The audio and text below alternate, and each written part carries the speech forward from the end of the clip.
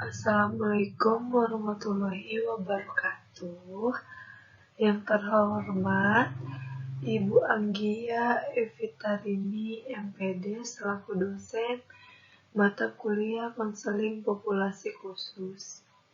Perkenalkan, saya Dhamma Cinta Noyajara dengan NPM 2020-01-5061 yang akan menjelaskan tentang penyakit kronis gagal ginjal.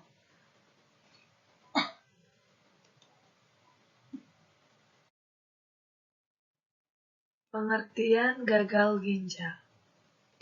Gagal ginjal adalah suatu kondisi penurunan fungsi ginjal dalam menyaring limbah sisa metabolisme tubuh dari dalam darah dan membuangnya melalui urin.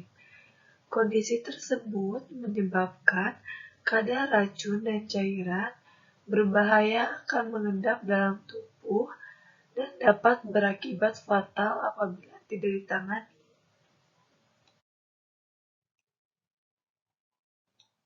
Pengertian gagal ginjal. Gagal ginjal dapat disebabkan oleh berbagai faktor yang menyebabkan kerusakan fungsi ginjal, seperti gaya hidup tidak sehat, kurangnya minum air putih, kurangnya jam waktu tidur, diabetes, dan masalah kesehatan lainnya. Jadi, kita sebagai manusia harus bisa menjaga kesehatan tubuh agar tetap menjadi sehat.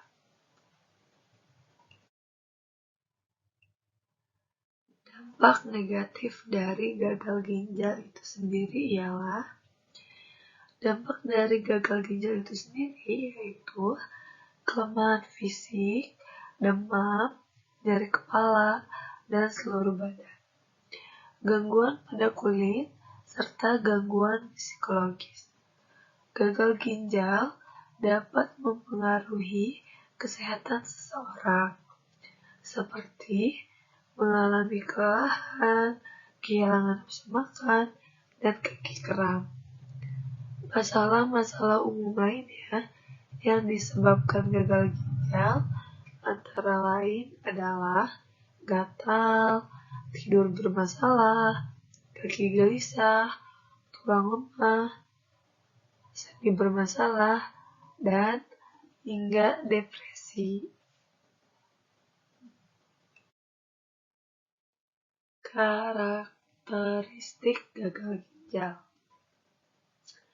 Karakteristik seseorang sangat mempengaruhi pola kehidupan seseorang.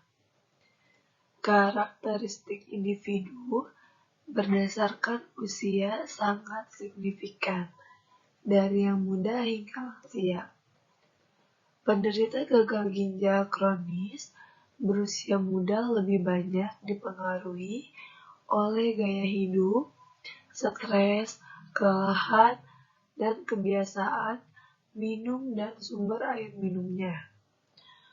Konsumsi minuman suplemen, makanan mengandung formalin dan boraks, serta kurangnya minum air putih menjadi faktor pemicu. Karakteristik bisa dilihat dari beberapa sudut pandang diantaranya umur, jenis kelamin, dan lama hemodialisis, yaitu yang pertama, umur.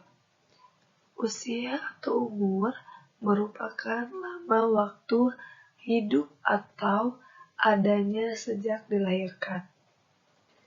Usia juga erat kaitannya dengan prognosis penyakit dan harapan hidup mereka yang berusia di atas 55 tahun.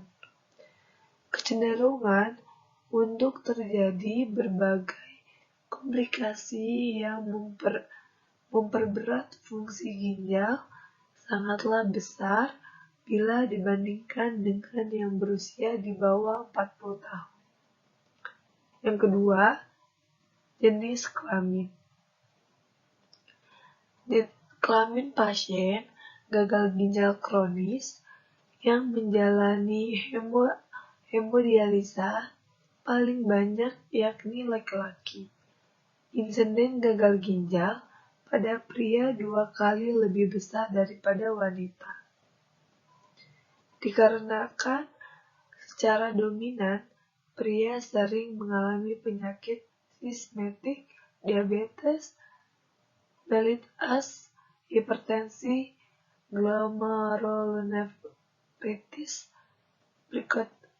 polikistis ginjal dan lupus, serta riwayat penyakit keluarga yang diturunkan. Dan yang ketiga, lama hemodialisa penyakit gagal ginjal.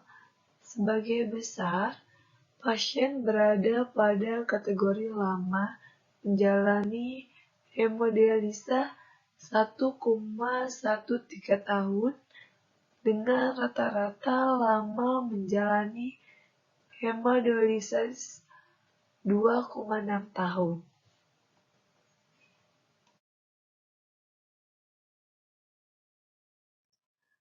Layanan deskripsi karakteristik klien. Klien yang kami jadikan narasumber merupakan seorang pengidap gagal ginjal yang namanya akan kami samarkan. Beliau pada tahun 2018 sudah terkena penyakit komplikasi dan pernah mengalami penyakit parah yaitu jantung. Siapa sangka setelah penyakit jantungnya sembuh, tidak lama dari itu badan klien drop lagi dan tidak sadarkan diri. Dan berbicara tuh selalu mengelantur. Dan akhirnya pihak keluarga membawa klien ke dokter. Namun atas kehendak Allah, klien dinyatakan terkena gagal ginjal dari tahun 2021 hingga sekarang. Karena klien jarang minum air putih dan sering bergadang dan jarang makan, dan karena klien juga perokok yang aktif dan sering mengonsumsi kopi setiap harinya. Jadi, klien harus mencuci darah seminggu 2 kali agar daya tahan tubuhnya tetap kuat dan nyambung jika diajak berbicara. Dia merasa sedih karena dia menjadi tulang punggung keluarga. Jika dia sakit seperti ini, keluarganya akan kesulitan ekonomi. Permasalahan yang sering muncul berdasarkan hasil wawancara yang telah saya lakukan. Permasalahan yang sering muncul pada penderita gagal ginjal yaitu yang pertama, komplikasi kejiwaan yang paling sering terjadi akibat gagal ginjal adalah depresi pada pasien dan kecemasan pasangan terkait kebanyakan pasien dialisis yang bekerja jarang kembali ke aktivitas kerja penuh waktu.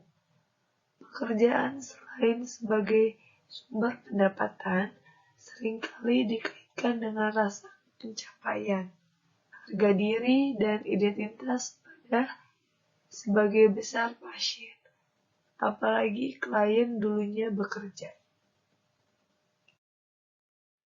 Yang kedua, pasien cuci darah dan gagal ginjal sering berulang kali menunjukkan bahwa pasien ingin bunuh diri. Ketika mengalami depresi, pasien mempunyai cara pelarian yang sangat efektif, yaitu bunuh diri, melewatkan cuci darah pada beberapa sesi, atau mengonsumsi makanan yang mengandung kalium dapat menyebabkan kematian. Karena merasa dirinya capek, meminum obat-obatan setiap harinya, dan mencuci darah seumur hidupnya. Jadi pasien ini merasa lebih tertekan. Dan yang ketiga, gejala kecemasan dan panik ekstrim seperti sesak nafas, jantung berdebar, nyeri dada, berkeringat, dan ketakutan akan kematian dapat terjadi pada kasus gagal ginjal. Seringkali gejala-gejala ini tidak berhubungan dengan pemicu apapun dan dapat terjadi secara tidak terduga. Maka dari itu, kita yang punya penyakit gagal ginjal harus lebih berhati-hati dalam memikirkan hal-hal yang tidak penting bagi kehidupan kita sendiri. Analisis kebutuhan klien gagal ginjal. Berdasarkan hasil wawancara yang telah saya lakukan, klien saya membutuhkan dukungan keluarga yang dimaksud berupa dukungan informasional, emosional, pengharapan, dan dukungan harga diri. Apabila dukungan keluarga tidak didapatkan, maka kondisi kesehatan pasien memburuk. Pasien dengan penyakit gagal ginjal didapati bahwa dukungan keluarga dan lingkungan sekitar atau orang-orang tersayangnya dapat meningkatkan kesehatan pasien yang sedang menjalani terapi. Pasien jadi punya semangat hidup lebih tinggi karena adanya dukungan dari keluarga dan orang-orang tersayangnya. Potensi yang dapat dikembangkan pada klien. Untuk saat ini, klien coba untuk menjadi tetap waras dan memikirkan kesehatannya, atau bekerja apa yang sesuai dengan potensi yang dimiliki, entah menjadi ibu rumah tangga atau mungkin menjadi karyawan. Namun untuk saat ini, klien masih belum aktif dalam bergerak, dalam bekerja, karena klien berharap semoga kedepannya ada keajaiban yang membuatnya bisa sembuh. Jikalau memang harus terus seperti ini, klien berharap dapat diberikan jalan dan kemudahan untuk bisa memulai bekerja atau usaha, sehingga keperluan keluarganya dapat terjamin dengan baik, ya. Layanan BK yang tepat diberikan klien gagal ginjal. Layanan konseling individual atau pribadi. Dalam konseling ini, konseling dan klien dapat suasana tatap muka. Dilaksanakan interaksi langsung antar klien dan konselor. Membahas berbagai hal tentang masalah yang dialami klien. Akan membantu klien dalam mengelola stres, kecemasan, dan depresi yang sangat mungkin muncul akibat diagnosis dan pengobatan gagal ginjal yang harus dijalani seumur hidup mereka. Jadi, dengan kita melakukan interaksi konseling individual pada klien akan membuatnya lebih terasa ringan karena mereka dapat menceritakan permasalahan atau kecemasan-kecemasan yang terjadi pada dirinya akhir-akhir ini. Kendala yang dihadapi pengunjung. Kendala yang saya hadapi adalah klien tidak bisa bertemu secara langsung dikarenakan jarak yang lumayan agak jauh, serta menggali luka lama klien itu, serta menanyakan permasalahan klien, membuat rasa tak enak hati pada diri saya itu muncul. Dan karena jarak yang jauh, saya